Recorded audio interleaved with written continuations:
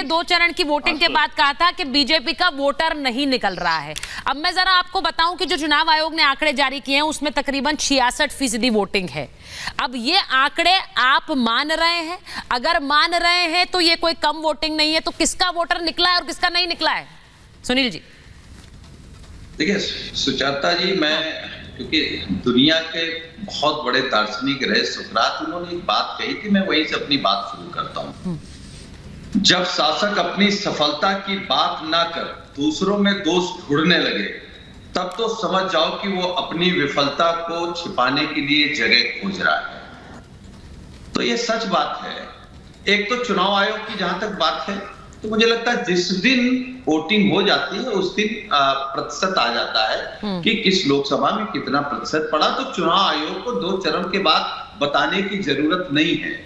ठीक, चुनाव आयोग अपनी इतनी गरिमा बरकरार रखे कि वोटिंग हो जाए और देश के सामने, दुनिया के सामने बता दे कि इतना प्रतिशत वोट पड़ा है। दूसरी बात, अभी मैं बीजेपी के प्रवक्ता को सुन रहा था, अरे तीसरी बार, अरे भूल जाइए महाराज, तीसरी बार आप कह रहे विश्वसनीयता विपक्ष की नहीं बची। 80 करोड़ लोगों को वैक्सीन किसने लगवा दी? गलत वैक्सीन। रिपोर्ट आ रही कि जितने लोग कोरोना से नहीं मरे उससे ज्यादा लोग मोदी जी की कोरोना की व्यवस्था से मर गए। उसका जिम्मेदार कौन है? लोगों के हार्ट अटैक आ रहे हैं, लोग अपना बाप खो रहे हैं, मां खो रहे हैं, भाई खो रहे हैं, पत्नी खो रहे हैं, भाई खो रहे हैं। कौन जिम्मेदार है? मोदी सरकार जिम्मेदार है। आप बेरोजगारी पे क्यों नहीं बात करते? महंगाई पर क्यों नहीं बात? अच्छा सुनील जी, मैं आज वोटर टर्नआउट पर बात कर रही हूँ ना। नहीं देखिए, एक मिनट, आप कोविशील्ड की बात कर रहे हैं, वो एक और डिबेट है। मैं चाह रही हूँ आप उस पर बोलना चाह रहे हैं, वो साफ है, लेकिन आज डिबेट मैं इस वोटर टर्नआउट पर कर रही हूँ। ये आपका वाला वोटर है कि नहीं है? मुझे जरा इस पर थोड़ी सी दृष्टि डालिए ना, प्रकाश डालिए। लेकिन सुचिता जी, इसका जवाब चाहिए। जब देश में, जब इस देश में, जब महाराज एक तो बेईमानी करते हो, शर्मा जी एक करके ना वो बोल ले, जरा उसके बाद आ रही हूं, फिर बहस करने लगते हो। बोलिए। देखिए सुचारता जी, सवाल ये है कि माननीय प्रधानमंत्री जी को इसी देश में 2 बार बहुमत मिला, प्यार मिला, लोगों का समर्थन मिला, ठीक, बड़ी उम्मीद के साथ मिला कब? जब प्रधानमंत्री जी ने कहा भ्रष्टाचार के खिलाफ है, महंगाई कम करेंगे, रोजगार के इंतजाम करेंगे, देश की सीमाओं को सुरक्षित करेंगे, डीजल पेट्रोल गैस के दाम कम करेंगे, स्मार्ट सिटी बनाएंगे, स्मार्ट गांव बनाएंगे, बुलेट ट्रेन लेकर के आएंगे और रुपए को डॉलर के बराबर लेकर के आएंगे, किसान की आय दोगुनी करेंगे, बेटियों की सुरक्षा करेंगे। किया क्या आपने? देश की सीमाएं सुरक्षित है क्या? महंगाई कम हुई क्या? बेरोजगारी के इंतजाम किए क्या? ठीक है। और इस तरीके से, जिस तरीके से बहन बेटियों के मामले में आप बता दीजिए, कर्नाटक में इनका एक नया हीरो आया, वो इनका नया हीरो है मोदी जी का और बीजेपी का। आपके अगर इस तरीके सुनील जी देखिए, ये बड़ा क्लियर है कि आप देखिए, मैं आपकी बात समझ रही हूँ कि आपको कोविशील्ड पर बात करनी है, आपको प्रज्वल रेवन्ना पर बात करनी है। वो डिबेट कल की थी। अब मैं आपसे ये बोल रही हूँ, आज मैं वोटर टर्नआउट पर बात कर रही हूँ। नहीं, उस पर जरा फोकस रखिए, बिकॉज मुझे लगता है लोगों को इस बात में इंटरेस्ट है। हर घर में चर्चा चल रही है। कौन खेला? मोदी सरकार खेली। ठीक है, उसका गुनहगार कौन होगा? उसको सजा किसको मिलेगी? आप ये बताइए ना। हम कह रहे हैं महंगाई पे बात करेंगे, बेरोजगारी पे बात करेंगे, तो आप करिए ना। आप कर रहे हैं महंगाई पर बात, आप तो वोट जिहाद पर बात कर रहे हैं। आप वोट जिहाद पर बात नहीं कर रहे। आपके नेत्री क्या कर रही है? वोट जिहाद पर बात नहीं कर रही हैं। करिए ना महंगाई और बेरोजगारी पर बात, ये तो बहुत इंपॉर्टेंट है। लेकिन फिर मैं कहूंगी, वोट जिहाद की डिबेट मैंने कल की थी, मैं फिर कहूंगी, मैं आपसे वो सवाल आज नहीं पूछ रही क्योंकि वो डिबेट कल की थी, और फिर मैं बार-बार मुद्दे पर लाना चाह रही हूँ। वरुण जी आपके पास आ रही हूँ।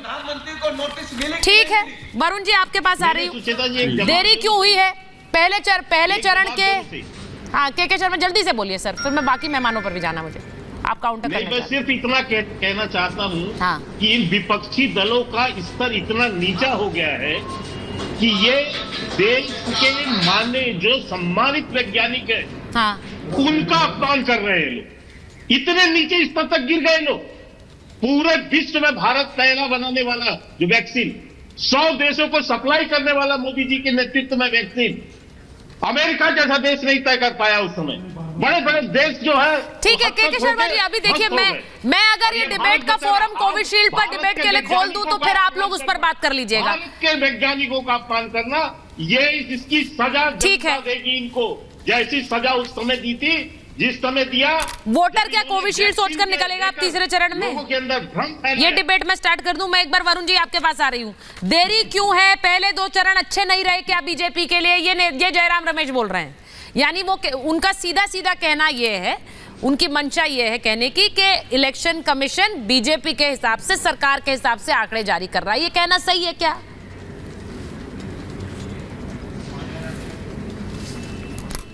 सुचारिता जी, महाभारत में छल कपट कुटिलता दूरता से राजनीतिक चल रहा है देश का। जैसे शकुनी के पासे थे, वो अपने हिसाब से चौसर खिला रहा था, जैसे विपक्ष खेलता जा रहा। जब मैं कह रहा हूं आप विपक्ष का तो क्रेज बना नहीं, मोदी जी का क्रेज रहा नहीं, इसलिए वोटिंग परसेंटेज कम हुई। अब कितनी हुई? चुनाव आयोग की विश्वसनीयता पे प्रश्न चिन्ह है। तो वो आप जब 19 तारीख को मतदान हो गया था, क्या सो रहे थे क्या? दूसरे दिन 20 तारीख 21 तारीख को जाके आप ज्ञापन देते, आप चुनाव आयोग से मिलते बिड़ते, क्या आप क्यों नहीं भाई जारी कर रहे हो आंकड़े?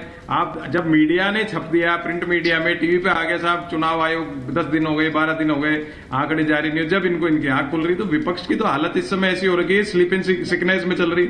मैंने कहा ना, क्रेज बना नहीं पाए, उनका क्रेज रहा नहीं, इसलिए जनता उदासीन है। अब चुनाव आयोग की जहां तक प्रश्न है, चुनाव आयोग की देखिए विश्वसनीयता पे प्रश्न चिन्ह तो लगता है। आप इतने दिन बाद करते हो, रिवाइज्ड आंकड़े देते हो, जैसे सप्लीमेंट्री चार्जशीटें कोर्ट में आजकल एक फैशन हो गया, तो वो देखिए करना चाहिए था। आज टेक्नोलॉजी का वरुण जी, जब मैं आपसे बात कर रही हूँ, एक और खबर भी आ गई है। देखिए खबर क्या आई है कि मतदान के जो नए आंकड़े हैं उस पर कांग्रेस पार्टी ने सवाल उठा दिए और वो ये कह रहे हैं कि 11 दिनों की देरी के बाद आए नए आंकड़े, 11 दिनों की देरी के बाद आए नए आंकड़े अस्वीकार हैं, हम इसे नहीं मान रहे। कांग्रेस कह रही है कि उम्मीद है कि नए आंकड़ों के जरिए कोई सियासी खेल नहीं होगा। चुनाव आयोग ने रजिस्टर्ड वोटर्स की संख्या नहीं बताई है, यानी कि ये जो आंकड़े हैं ये हमें मंजूरी नहीं है, ये मानने को तैयार नहीं है कि 66% वोटिंग हुई है, उसमें कोई झोल है। इतने दिनों के बाद नंबर जारी किए गए हैं। भाई बताइए एक बार, अवधेश जी आपके साथ, फिर मुन्ना धीरेन्द्र जी के पास जाऊं, जरा मुझे बताइए, बात जब विपक्ष कह रहा है क्यों इतनी देरी के बाद आंकड़े जारी किए, वो बात तो सही कह रहे हैं कि भाई एक दिन बाद जारी कर देते, आप 11 दिनों के बाद कर रहे हैं पहले फेज के। नहीं सही, इसलिए आपको लग रहा है हाँ। कि 2019 का लोगों ने ध्यान नहीं रखा है कि हाँ। चरण के कितने दिनों बाद फाइनल आंकड़े आए हैं। ठीक है, हम सब लोग इतने चुनाव कवर कर रहे हैं, कभी भी फाइनल आंकड़े हफ्ता के पहले आया ही नहीं है भारत में। ठीक है, बल्कि जब बैलेट पेपर से मतदान होते थे तो फाइनल आंकड़ा तो रिजल्ट आने के बाद लंबे समय बाद आता था। आज के समय में भी पहले 3 बजे का आंकड़ा, 4 बजे का आंकड़ा, 5 बजे का आंकड़ा करते हुए फिर रात के 11-12 बजे तक कुछ आंकड़े आ जाते हैं, लेकिन फाइनल आंकड़ा आने में हमेशा 7 दिन 8 दिन का समय रहा है। चाहे 2019 देखिए, 2014, 2009। अब विपक्ष को सवाल उठाना है, उठाते रहे। मैं तो सारे टेलीविजन देखने वाले को बोलता हूं, जरा रिकॉर्ड देख लीजिए कि कब कैसे हुआ है। कभी भी आप सुचरिता, आप भी एक सीनियर पत्रकार हो, क्या कभी भी 7-8 दिन के पहले चुनाव का फाइनल आंकड़ा चुनाव आयोग ने दिया है? कभी नहीं दिया है। नहीं, मैं इसीलिए पूछ रही हूँ। कभी जब दिया ही नहीं है, आंकड़े निकालने में दूरस्थ क्षेत्रों में हो रहा है, सब जगह से टोटल वोटिंग काउंट आते आते सब जगह का आंकड़ा जुटाते समय लगता है। वहां भी मनुष्य ही बैठे हुए हैं ना डाटा एनालिसिस करने के लिए, वहां भी मनुष्य बैठे हुए हैं, उनको करने में समय लगता है। हमारे देश में समस्या है कि हर चीज को संदेहास्पद बनाने की जो एक चली हुई है कि भारत के हर चीज को संदेहास्पद बना दो, कि यहाँ का लोकतंत्र ही संदेहास्पद हो जाए। अब आंकड़े बताते हैं कि 17 लोकसभा चुनाव का विश्लेषण बता रहा है कि 5 बार चुनाव में मतदान घटा और 4 बार सरकारें बदल गई, 7 बार मतदान बढ़ा और 4 बार सरकारें बदल गई। इसलिए मतदान के घटने और बढ़ने से अगर आज देखें कि किसी सरकार के जाने और आने का अनुमान नहीं लगाया जा सकता है। 2010 के पहले मोटा मोटी हम लोगों का विश्लेषण होता था कि अगर वोटिंग कम हो रहा है तो ये जो सत्ता में है उसके पक्ष में है, वोटिंग बढ़ रहा है तो खतरा। एग्जैक्टली, ये